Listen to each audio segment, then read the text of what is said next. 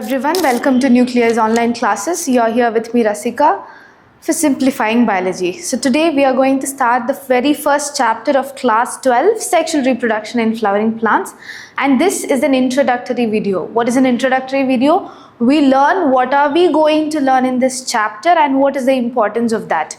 Yes, so I'll tell you what is the gist of the chapter. So this is what we will be learning in this chapter. So firstly we'll be doing an introductory session, and that is this which you're watching now, in which you will be learning about what are the things that you are going to learn in this chapter. Next is pre-fertilization structures and events. So pre-fertilization means, male and female flower will give their gametes and fertilization will take place so that a seed is formed, right? The final product of fertilization in flowering plants is a seed, and this seed will germinate to form a new plant, right? So all these are happening after fertilization, right? So fertilization, right? So before fertilization, what happens is that these gametes has to be formed. You have to learn about the male and female reproductive structures. So all of these together you learn it under pre-fertilization, right? Then you learn how is fertilization taking place. Then after that you learn how is post-fertilization. How is post-fertilization means what are the structures after fertilization and what are the events after fertilization and all you will learn, right? So pre-fertilization, double fertilization, which is nothing but your fertilization, post-fertilization. Under pre-fertilization, first of all, we'll be learning about the male structures and events. Then we'll be learning about the female structures and events. And the final thing of male structures and events is the male gametes, right? And the final structure of the female reproductive parts after the final process, we'll end up having the female gamete. Now these gametes has to come in contact. Actually male gamete will come to the female gamete, right? So that transfer of gametes is what you call it as pollination. So we learn about pollination. So under pre-fertilization you learn about the male part, about the female part, and how it is being transferred, nothing but pollination. Nextly we'll be learning about the actual fertilization.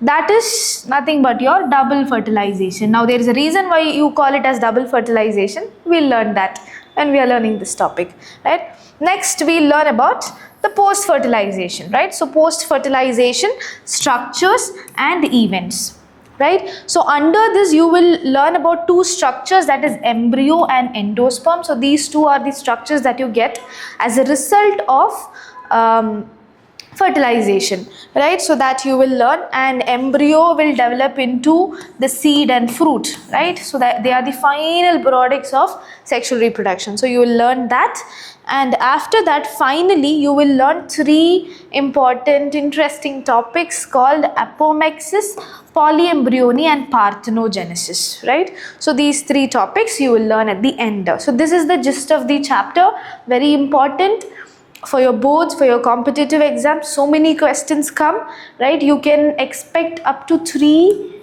to 4 questions, right? This is in NEET, you can expect up to 3 to 4 questions. 3 to 4 questions means 4 3s are 12, 4 4s are 16, 12 to 16 marks, right? So that is what the weightage of this chapter is, right? Now without waiting, we'll move on to the next video. But before that,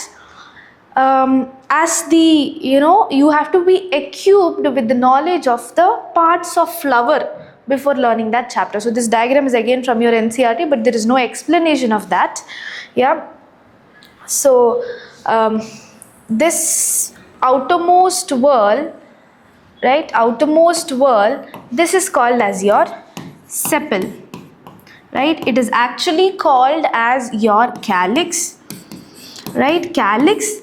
But the members of calyx, one single calyx, you call it as a sepal. The members of calyx is called as sepals, right? Then inside that you have your most colorful part. This most colorful part is nothing but your petals, right? It is actually corolla, but the members of corolla you call it as petals, right? Then inside that you have your this one. This is your gynoecium, right? This is your female reproductive part. This is your gynoecium, right? So gynoecium contains a stigma, style and ovary. We learned that, right? So gynoecium contains stigma, style and ovary, right? We learn about this in detail. And then you have so many stamens, right? So this is your stamen. Just like how you have corolla and calyx, whose members are called as petals and sepals respectively, you have stamens. So it is actually androecium. So androecium, the members of androecium are called as stamen. The same way the members of gynoecium are called as carpel or pistil. Alright, so this is the basic things that you have to know. Understand that a flower has 4 floral whorls. Number 1, calyx, corolla, androecium and gynoecium. These are the 4 floral whorls of a flower, and the members of that you have to know, and you have to know which is the reproductive part and which is the accessory part. Yes, so with that the introductory video is done. Let's meet in pollen grains and microsporogenesis. Thank you.